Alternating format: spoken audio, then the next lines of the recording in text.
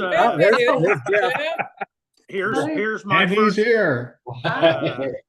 Hey, Jeff. Howdy. Great timing.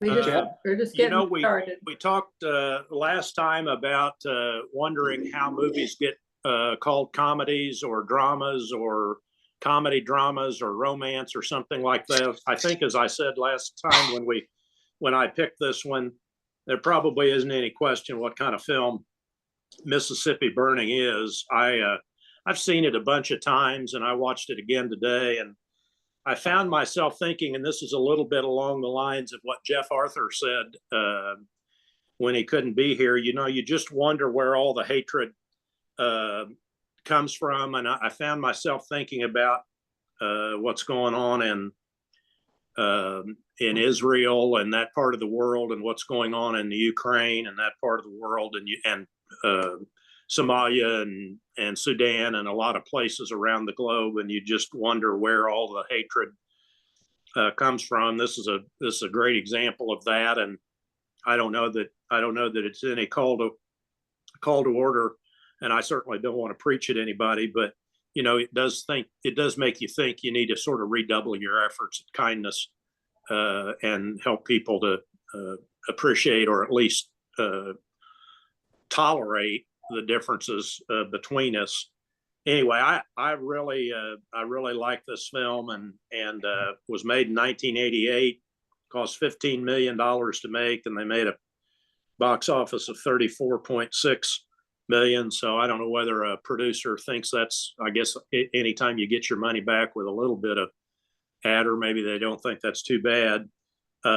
We also talked last time about we hadn't watched a movie with Gene Hackman since his death, and so Gene Hackman and Willem Dafoe and Frances McDormand are kind of giants in at least our age of watching movies. And I said last time when we talked about this was a story about Emmett Till's murder, and that's wrong. I was incorrect about that.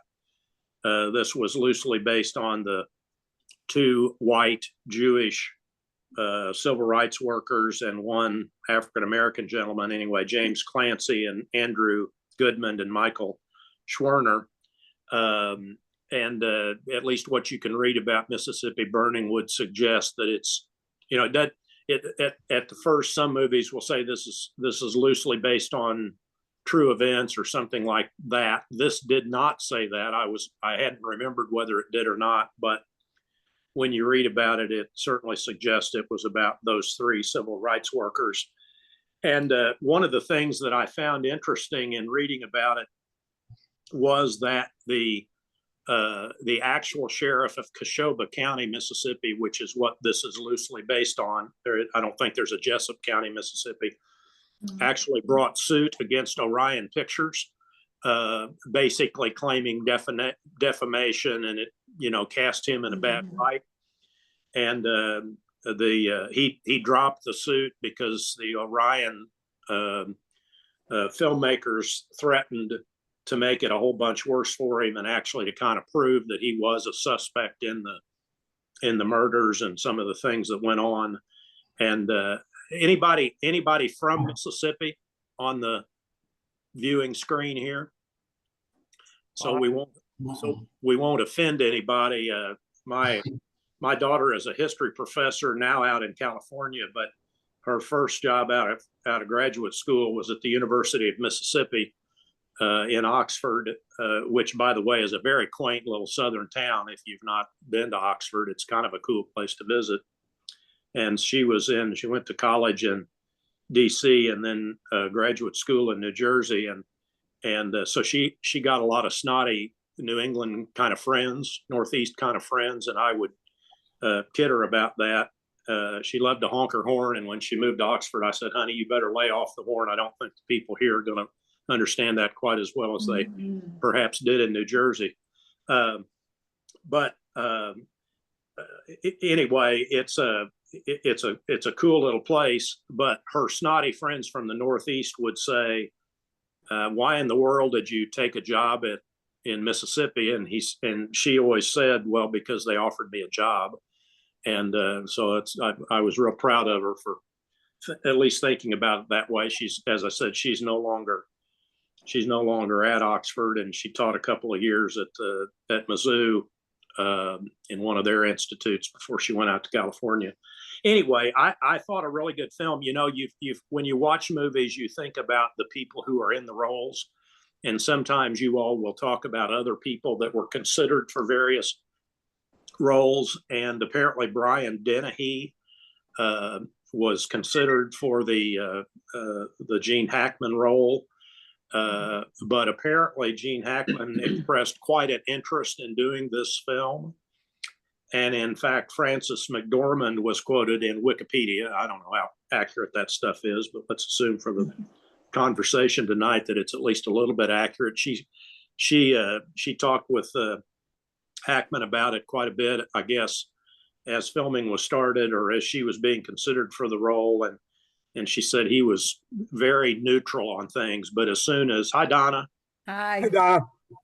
Sorry, I'm late.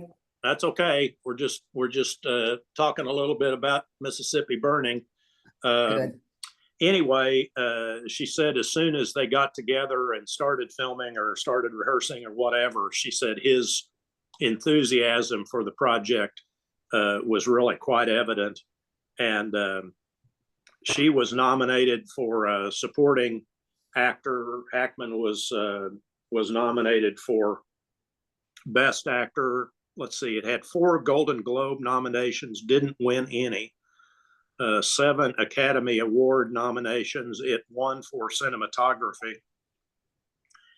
In that year, Rain Man was nominated for 8 Oscars, and Dangerous Liaisons was nominated for 7. So obviously Mississippi Burning was, in terms of the awards, was right up there with a couple of other really good movies. And so anyway, I just thought it was a great film. Doesn't make you feel good about anything, but hopefully and you enjoyed watching it again or for the first time. How many people had seen it before? So most everybody. Chris and Jeff, you saw it for the first time. What'd you think? You really want to know? Well, I said about one of our films, I kept a razor blade close by because I wanted to slit my throat. So. Oh, you said that about my Sideways. So. Oh yes. Yeah. I haven't watched a film in a long time, and I was sitting there and tears started rolling down my cheeks, and it was not because I was happy. Right. Or in love. It was. I thought, this is pathetic. I hate this. Yeah. It's just so awful. Yeah. But the reality is it happens. But it's so hard to watch, Don. Oh my God. Yeah. So hard. But I hung in there until the end.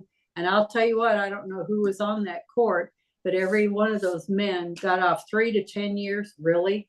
They should have been life in prison or death penalty.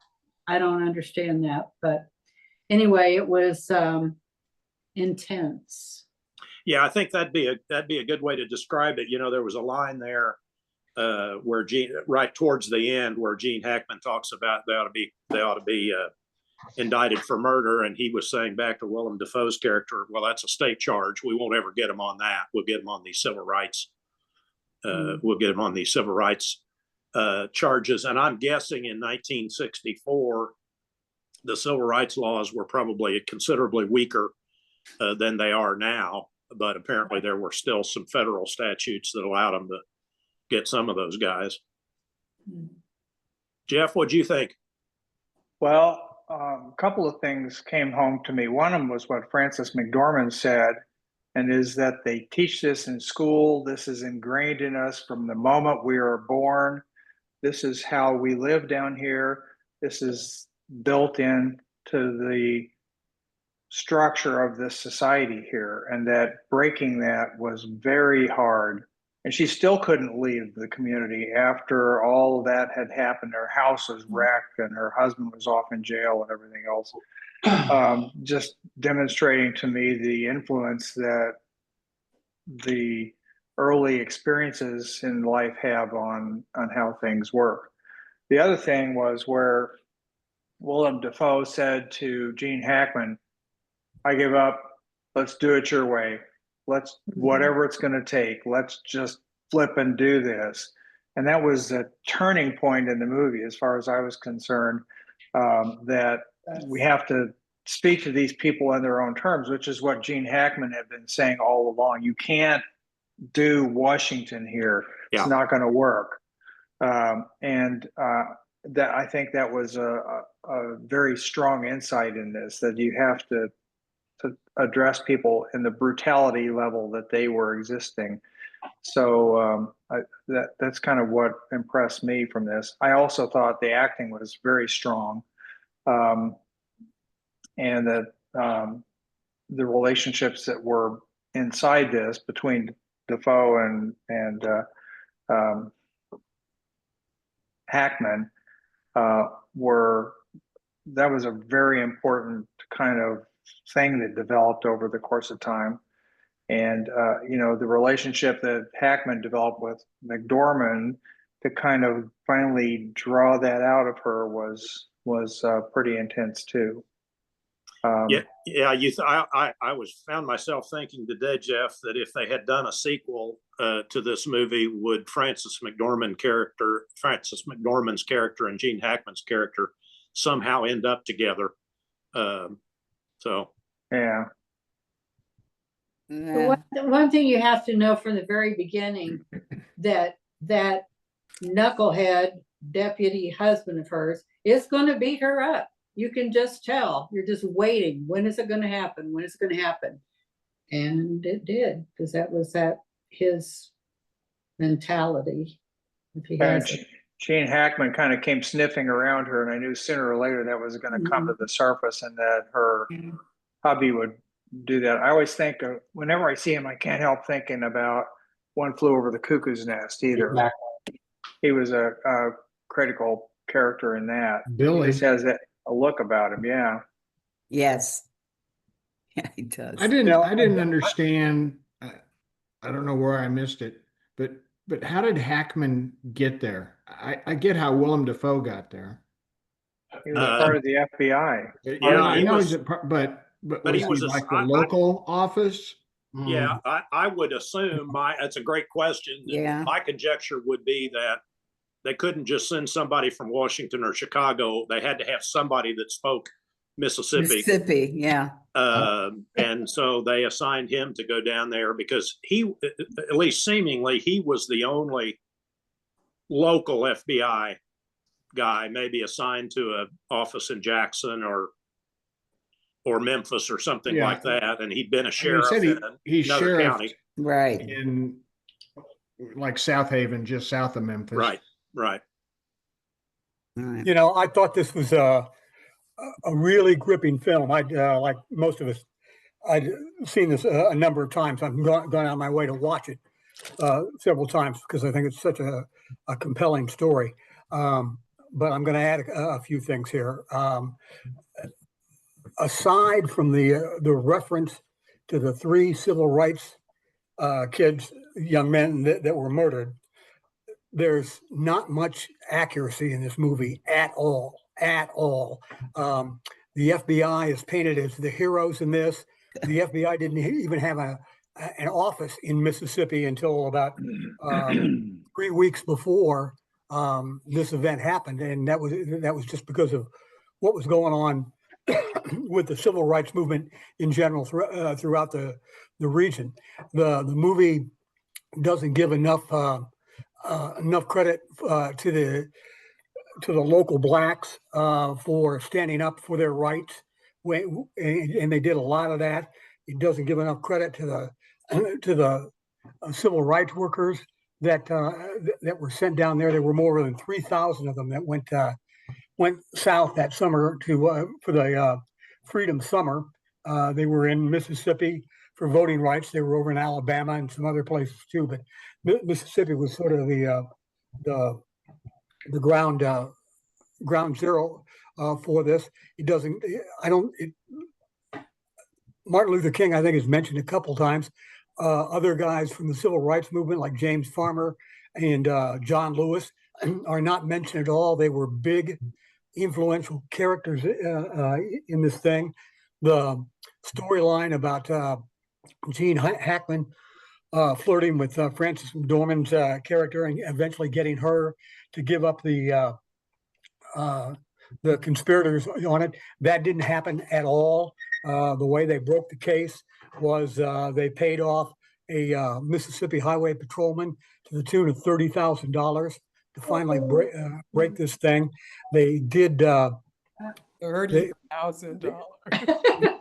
They did eventually find the bodies of the three young men buried in an earthen dam, like they say. But that was 44 days later. They don't talk too much about the timeline in all of this. The guys that were accused of this did get light sentences, but the case was resurrected 20 years later thanks to a reporter from the Jackson newspaper. And there was one guy by the name of Killen, interestingly, who was a Baptist preacher who was acquitted in the original cases because there was one juror that just couldn't believe that a Baptist preacher would be involved in any of this thing.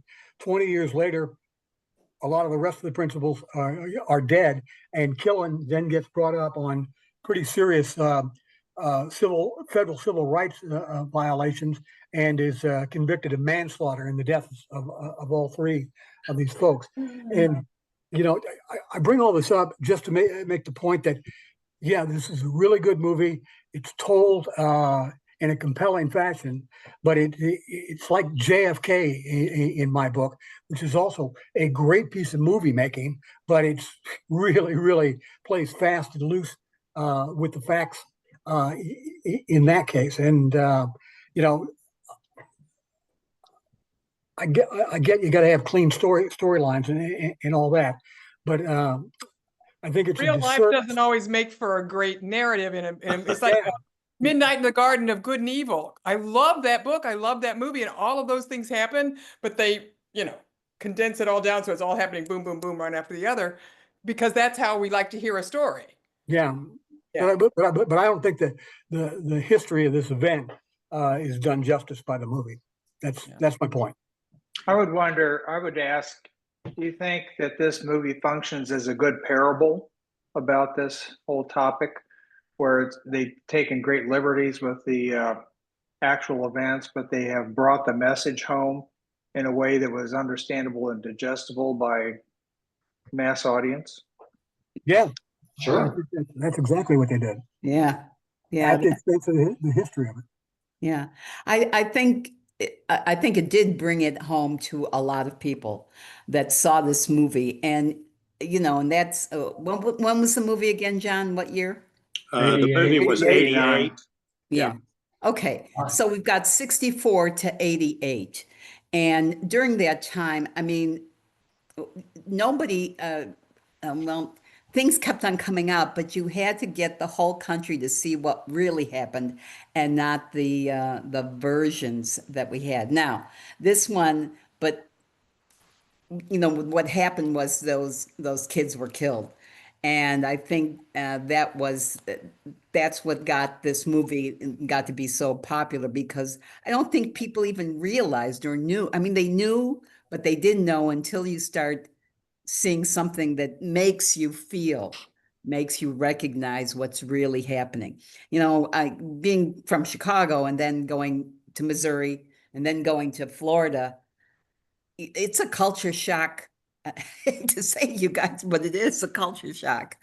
And I was shocked in Missouri, and that was in the 70s, of course, but I was shocked how segregated that was. And then coming even down to Florida here.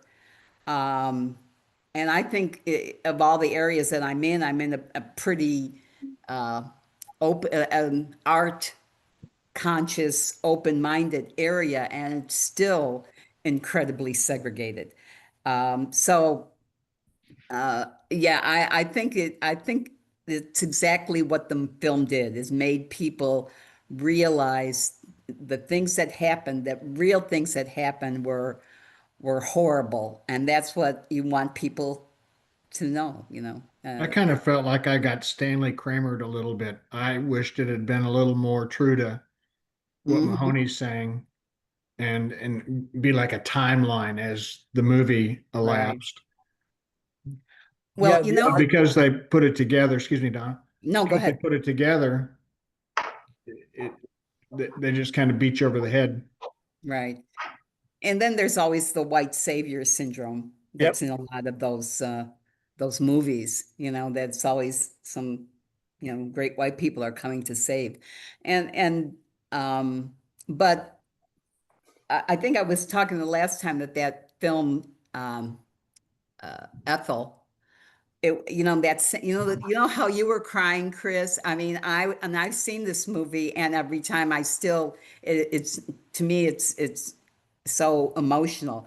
But that's the same kind of thing I felt in that Ethel documentary, and those were the real things, you know, that were happening at that time. So it's, I think it's good that it got people to really start, you know, looking at how things were and still are in many cases. Yeah, one of the things I read was the African American organizations, NAACP and Southern Christian Leadership Conference, were not pleased with the film. Right. Mike, probably to your point, I think one of the things said that Coretta Scott King boycotted the movie, and and at least it sounded like principally because it wasn't as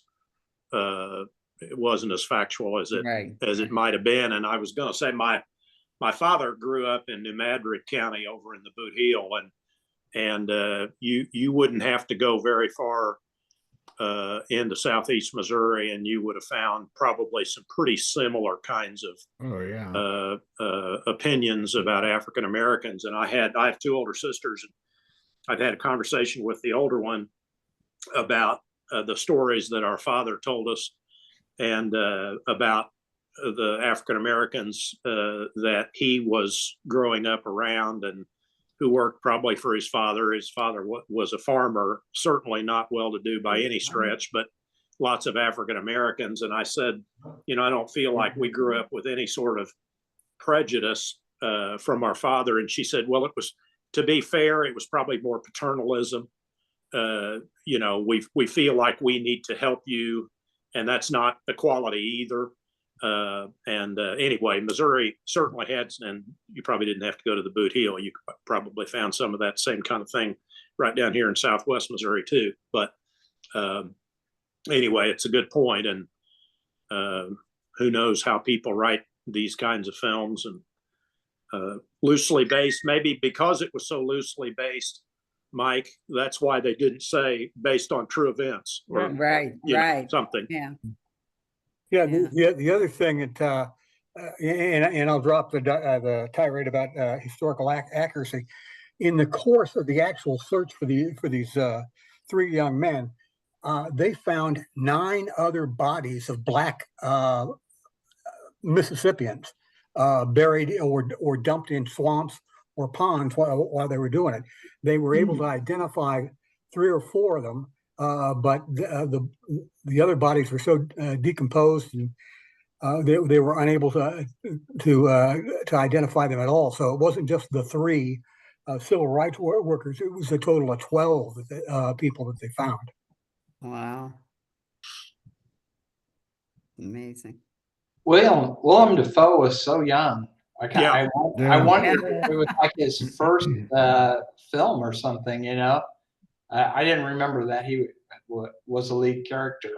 Yeah. And really enjoyed watching him, you know, and knowing that he was going to become a great actor. The other thing is, I kind of wonder when you picked this, if maybe you picked it in a contrast to Sinners. You know, you had just seen Yes. we had some discussions about Sinners, you know, and Sinners covers a lot of the same topics. Yeah, it sure does. The same way. and the people that are out there that are sinners, you know, and all that. But I thought it was a kind of a good contrast to that. Maybe, Bill, maybe there was some subliminal going on in my brain, because I said I really liked Sinners, except for the chorus line that was in the middle of it, you know. Yeah. This didn't have that. Just no chorus lines here. No chorus line. Oh, the other thing I was thinking about too, in this movie that I thought was kind of interesting that we hasn't been brought up yet, was they had a lot of younger people kind of put in the forefront. You know, the young black kid that was always defending his group and all that. And I thought that was kind of interesting because, you know,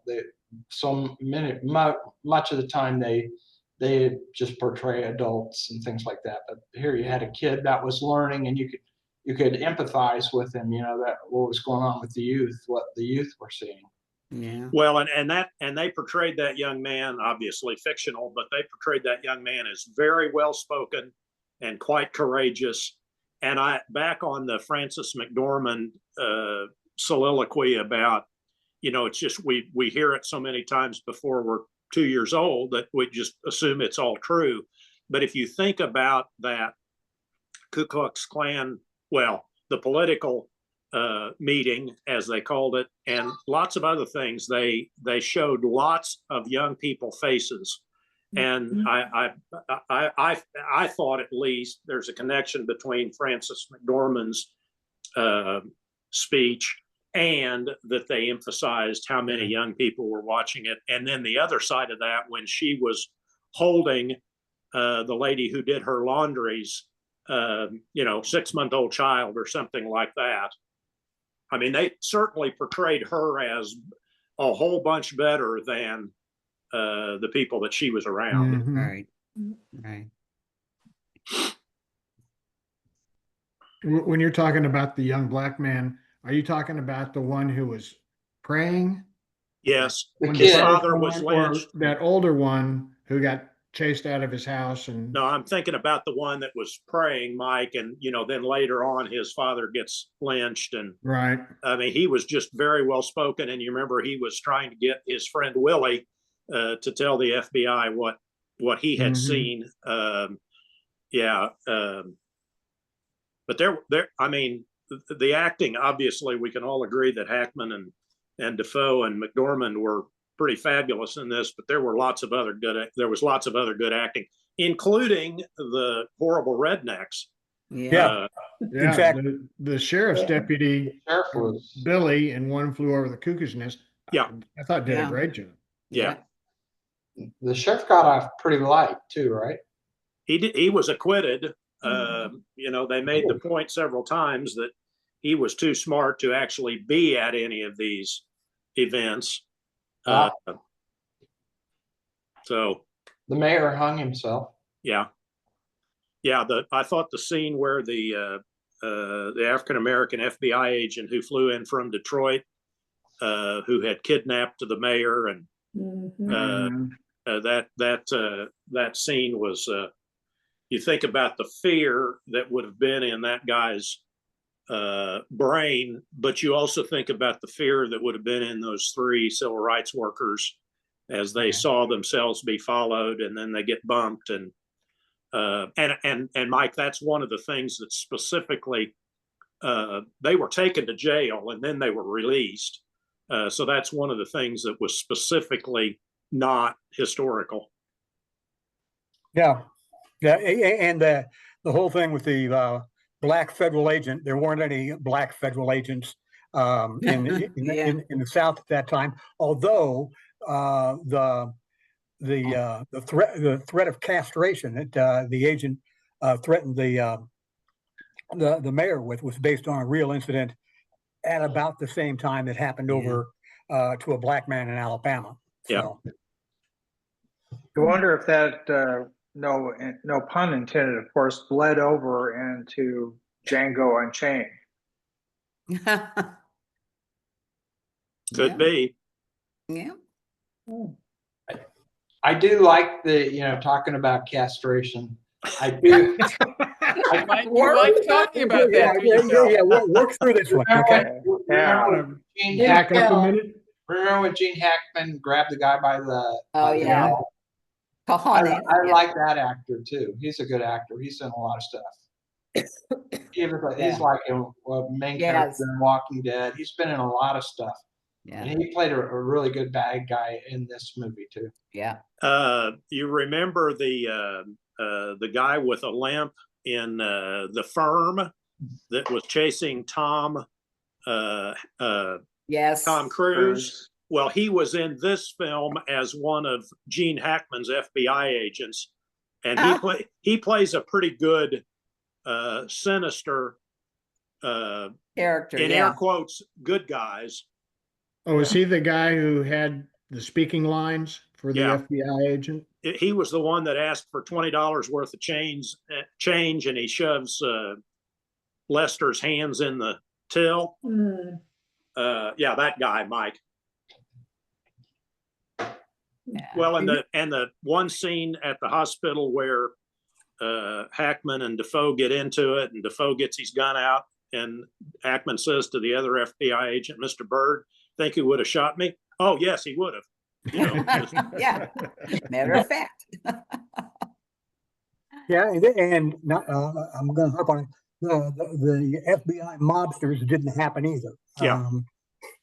Although the FBI did for a while bring a mobster down to the South by the name of, I think his name was Gene Scarpa, and he did do a little muscle work for the feds down there, but finally said, this isn't going to work out. You guys are going to end up turning on me, and so I'm out. Yeah. Yeah, I read that too, Mike, that they actually did have some mobs, at least a mobster, that was providing some muscle. Mm. Karen, What do you think, Karen? very quiet. Oh, well, I had seen it before. I'd seen it, I think, when it was relatively new. So, back in the late 80s. It was hard to watch then. It was even harder now. It's just, again, it's just like what Chris said. I know that there's, again, loosely based, but I mean, it does represent an era in time, and these kinds of things really happen. But I didn't make it all the way through the second time. I was just like, I can't do it anymore. Yeah. But it did get me thinking about a couple of things, thinking about, this whole social identity and how kind of with this Frances McDormand, talking about, from the time you're so little. Yeah, our development of identity isn't just who am I, but it's also where do I belong? Who do I affiliate with? Yeah. And that becomes extremely strong and the kind of thing that you don't question, because it's her, what she had to say in the film, kind of points out, it's just, that's the way it's always been. That's who I am. That's where I belong. That's who and then the whole in-group, the devotion to in-group, and then the suspicion and the hatred for out-group, and taken to its extreme. That's exactly what the movie illustrated. So it got me thinking about some things, and of course about, sort of the politics of hatred, which are very prominent these days here in America. So I think that also made it kind of hard for me. Yeah. Right. Made it kind of hard, but yeah. Yeah. But I don't disagree that it is a powerful movie and well acted in many ways. But I didn't make it all the way through the second time, I wish Whitaker were here because he worked in Jackson, Mississippi. I think his first job out of college, and I think if I remember right, he joined Sanders down there. Sanders was down they there. were Yeah, both there. Yeah. Yeah. Bob and I went and saw Mike a couple of times. We drove to Jackson, and then we went from Jackson down to the Redneck Riviera. Yeah. Well, yeah. Had some fun times. Well, you're correct. Not in Mike. Mississippi. That is where that was his first job, and that's where he and Joan met, and where they got married. And that's sometime, if you haven't heard the story of their wedding, it's a pretty hilarious. Yeah. Didn't he also, didn't he interview, what was her name? Black woman activist, Fanny, oh gosh. Black woman activist, big in Mississippi. Fanny or Hammer, who? Fanny Hammer, I can't, for some Fanny reason Hammer? Hammer, Your audio Yes, is kind yes, of that's funky, it. Mike. That's Yeah. it. Yeah, I think that Gary interviewed her. So I thought that, yeah, that it would have been interesting if he were here because I think I have it somewhere. For some reason we were talking about something and then he sent that to me.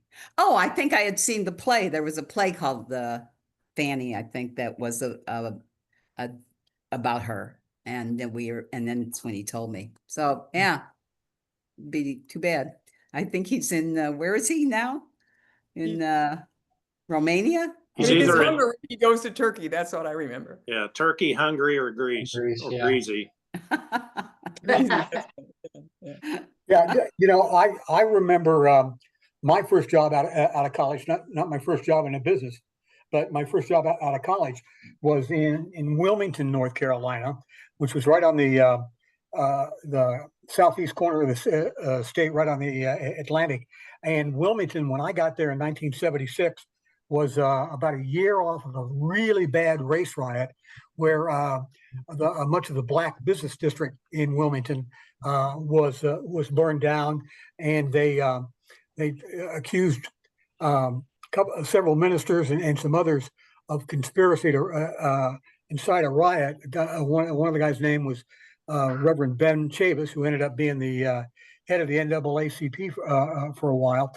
And race relations in Wilmington were very, very strained when I was down there. And then 30 years later, when I went back, because Linda and I vacationed down there for a number of years, I remember being struck by the fact that I saw a young college couple, black guy and a white woman, holding hands, walking in downtown Wilmington, and was just kind of going, well, this is good to see because it was a very provincial, racially tense, redneck little town when I was there in the 70s, and it's made a lot of strides since then. Fannie Lou Hamer or That's it. That's it. Yeah. Okay. Did anybody read how this was received around the country? I mean, I'm thinking in the South. Was there any? Did anybody see anything about that? Or Bill, the only thing I saw was that the Mississippi governor at the time was supportive of the film being made. Now, for what that's worth. That was probably had a lot more to do with finances, though, than Exactly. parent. Yeah. Yeah. Yeah, there was some question about whether it would be filmed in Mississippi, and they originally were going to film it in Georgia. Most of it was filmed in Mississippi. There was some in Alabama. There was some in Georgia, but most of it was at Mississippi, and a number of, kind of amazing, it took them this many locations, but a number of locations in Mississippi. But you're probably right, Karen, that it had more to do with the revenue associated with films being made. Yeah. So it was kind of, wasn't it sort of the late 70s and into the 80s when it was, really Hollywood films weren't all being made in Hollywood anymore. They were going to different places in the country, and that kind of was for tax state credits. governments. Yeah, right. Absolutely, Yeah. Mike. Yeah. And state governments having sort of, certain things to attract film companies and Well, Missouri is not among the leaders. Go figure that. in anything. In anything. Except STDs. But Really? the film or the series Ozark, that's all filmed in Georgia, except for the opening scene. That is Lake of the Ozarks. And then speaking of Frances McDormand, 3 billboards in Ebbing, Missouri. Outside of Ebbing, Missouri. Yeah. Of course, there's no Ebbing. No.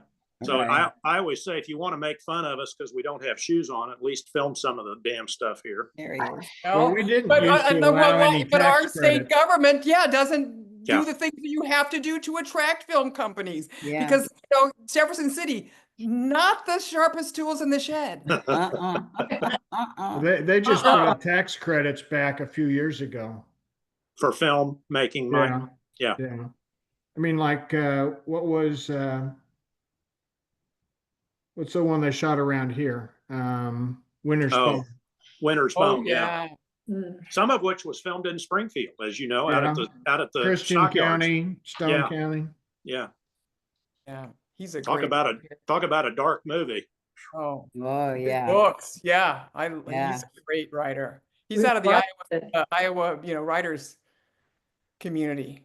Yeah, I think, didn't Mike Sanders, wouldn't that hit one of his picks? I think it was mine, but it was about Your- 2-3 years ago. Yeah. Yeah. Couldn't have been over 2 because I saw it.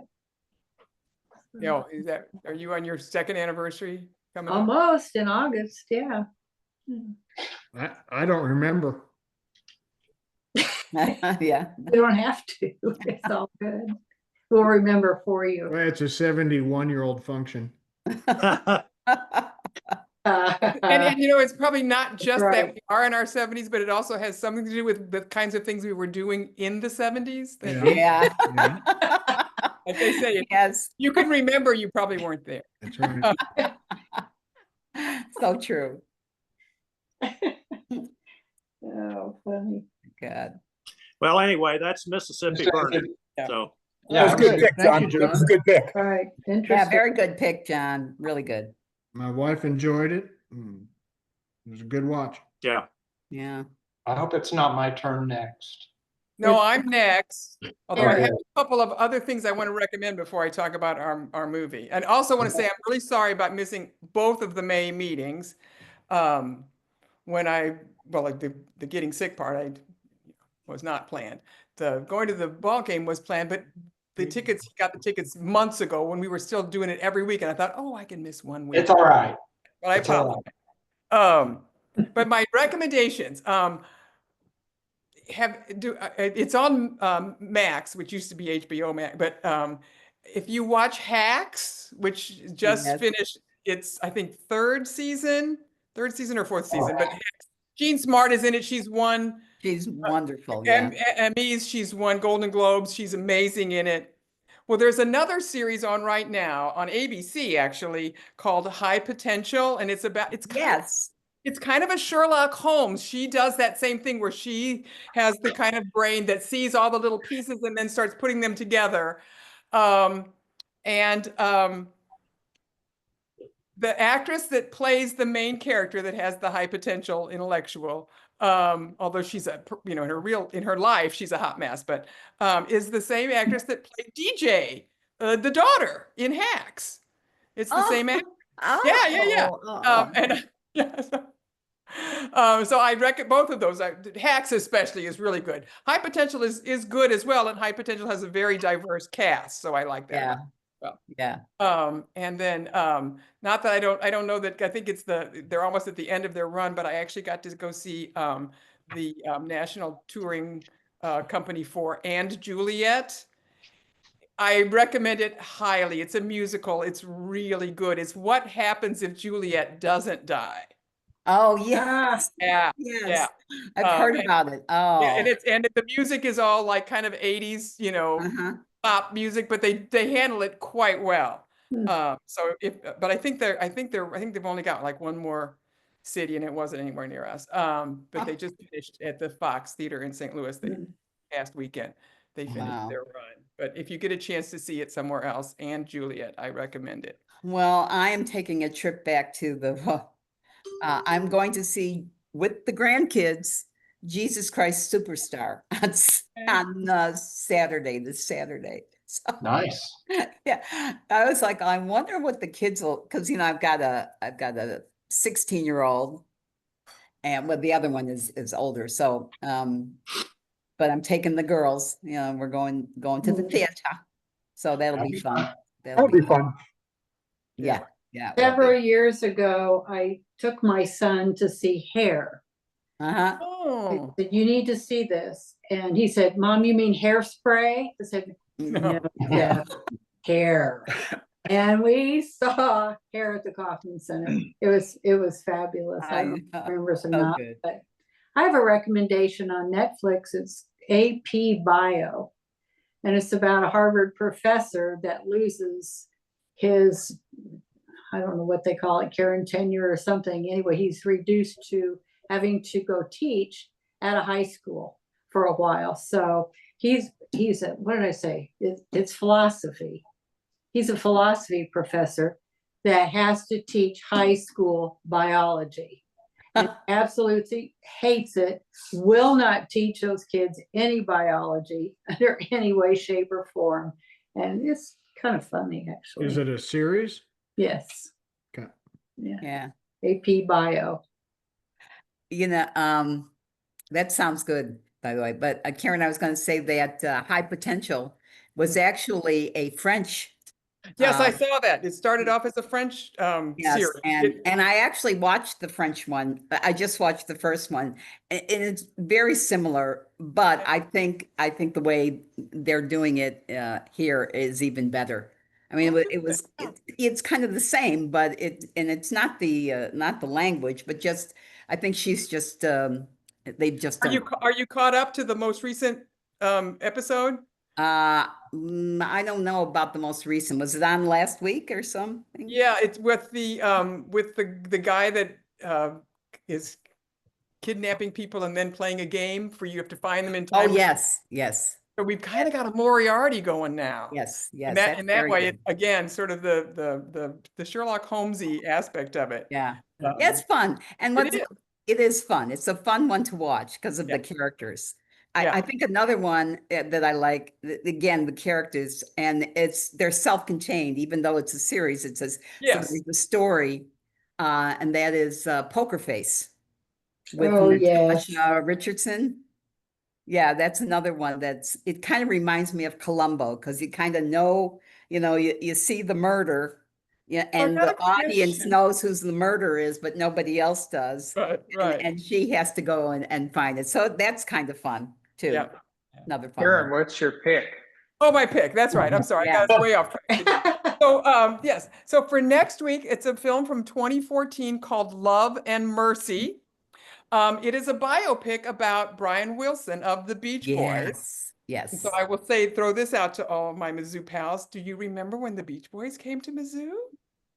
They did. Yes, they did. I think it was our freshman year, maybe the fall of our sophomore year. Anyway, but it's a biopic about Brian Wilson. John Cusack and Paul Dano play Brian Wilson. Paul Dano plays the young Brian Wilson, like at the time of Pet Sounds and all that. John Cusack plays the older Brian Wilson when he's under the sway of the very unscrupulous Dr. Landy, played by Paul Giamatti, which, I kind of got thinking about Paul Giamatti because of Yeah. Sideways. I thought about The Holdovers, which was a really fun movie with Paul Giamatti, but I really like Love and Mercy. There's two different trailers you can watch on IMDb if you want to watch the trailers first. And then Elizabeth Banks plays Melinda, who is sort of Brian Wilson's second wife. You can find it on Amazon Prime, although you have to pay. I think it's on a couple of other, if you have Cinemax, you can watch it for free. I think it might be on Tubi. I think I saw that as well, but definitely you can get it on Prime.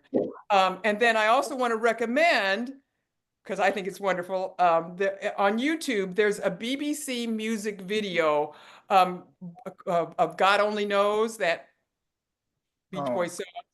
It's with Brian Wilson and friends, which includes Stevie Wonder, Chrissy Hines, Dave Grohl, several of the young singers that I don't know their names, but yeah.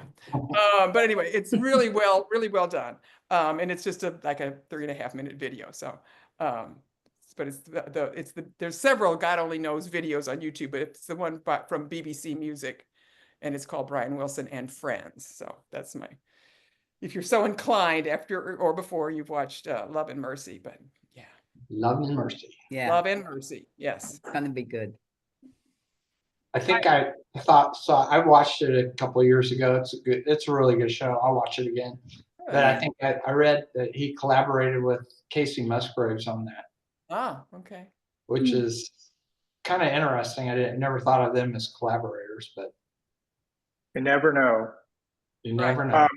While we're talking about sort of unusual female investigators, we've been watching The Residents.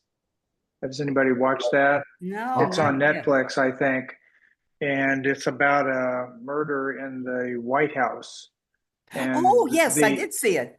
the inspector is a very unorthodox Black woman who's an ornithology fan, and just unorthodox as can be, but really interesting Yes. how she does things. Yeah. So, Yeah, I think I so the recommended big that year as hits the well. White It's House? good. Yeah, something like that.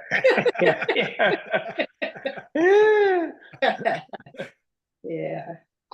I watched one, and I think I would recommend it. It was Pee-wee Oh, Pee-wee as himself? as himself. Yeah, Yeah. it's a 2-part show, so I think it's about 4 hours long. But I mean, Paul Rubens, strange, right? I mean, but it does get out what he was all about and all that. And he was, I mean, in the middle of all this, he was a child, what do they call it? Child movie star or a child, Child actor. Prodigy. Here's this guy that in the end, it was because he was homosexual that he became so strange to all of us. But during the highlight of his career, I mean, we're letting all of our kids watch him, and we were probably watching him too, just laughing, you know. Yeah. Could never stand him. Still don't get it. Oh, really? I know. Oh, really? Oh my God. Oh. Toby and Terry. No, Yes, and Jerry. sorry. Well, they were showing, when he was doing Pee-wee's Playhouse, Mhm. Lawrence Fishburne. Yes, was, the yes. regular Yes. on it. Cowboy. And Yeah. all these people, Phil Hartman was in there with him, and all these things, and it's like, my gosh, it's incredible to see how this persona developed and all that. But I would say, yeah, I got a kick out of it. I thought it was interesting to take a look back on the 80s, especially my kids were young then, they were watching it. I was watching it with them, really. Yeah, I've got it on tape. I haven't watched it yet. The other thing I wanted to mention, I thought about mentioning this when we were doing our discussion on the movie. I just got done reading a book called, I think it's called Husband, Wife, Master, Slave. It's about William and Ellen Craft. They were 2 slaves that lived in Macon, Georgia in late 1840s, and they escaped by disguising themselves as she disguised herself as a white man, and he was her slave, and they Wow. left Macon and escaped to the north. And you think, well, all their problems were over when they did that, but their problems were just starting. And it's so interesting, and it gives you more perspective on, like, the movie that we just saw, the way we are, the way that we treat each other, why we're like that. But I thought it was a really good book, so I'm recommending that. What's the name again, Bill? I think it's called Master, Slave, Husband, Wife. Okay. Yeah. In fact, I'll grab it here while we're finishing up, but those are my 2. We're gonna go see Mission Impossible next week. Oh, I saw it. I was first on my block to see it. Yes. You like it? It's well, if you like the Mission Impossible, it's we were going out to dinner afterwards, and I said I'm too exhausted because I was hanging off the plane, and I was just so exhausted after seeing it that you're like, oh please. but you definitely want to see it on the big screen. And it's got everything that you want in a, it's 3 hours. It's almost 3 hours long. It's a little bit, there's a point where I go, I can't take any more adrenaline rushes. I couldn't, but. Well, I That have is- to see it this Friday for my son's birthday. He wants to see it, but he says, but Mom, you have to watch the first one first. Oh, you have to watch the number Before you 7, can yeah. see the second one. I was like, I okay. actually, yeah, you have to watch. Well, and actually you really don't, but it'll give you the background. So yeah, I watched this number 7 before we went and saw it, or I had Roland watch it. Yeah. So, That is the name of the book, Master, Slave, Husband, Wife. okay. I mean, just reading about the 1850s in the United States, I think it's incredible. Yeah. I mean, we're gearing up for a big Civil War. It's just so interesting. Yeah. Okay, I've got dinner waiting here. Oh, yeah. John, Okay. that was a As well. great pick. That was a great pick. Yeah, great pick. Yeah, it was, John. Thank you. You Thank bet. you. We'll see And you I all in a will- couple weeks. Yeah, see you in Yeah. a I couple will weeks. miss, Yeah. I will miss 2 weeks from now. So I might miss 2 weeks as well. I'll be in Chicago, but if I And can, I will. I think Gary is gonna be still away. I think, isn't that what he said, in 2 weeks? Yeah. Remember Yeah. when he comes back, but then he's up in July, the first Monday in July. would And then be I'm his gone turn. for almost, well, both meetings, but almost the whole month of July. That's when I'm in Yeah. Oxford. Yeah. We'll, And that's we'll do the not best we can. Mississippi either. No, Yes, not we talking. will. God, no. Bill, tell Gordy I and blame Patty hi. Lincoln. I blame Well- Lincoln. He should have let those motherfuckers go. They could have their cesspool, Confederacy, and Yeah. Oh, and go Royals. Oh well. Yep, that's it. Yeah. Go Royals, We'll okay. see y'all. All right, bye. Take Okay. care. Bye. Bye.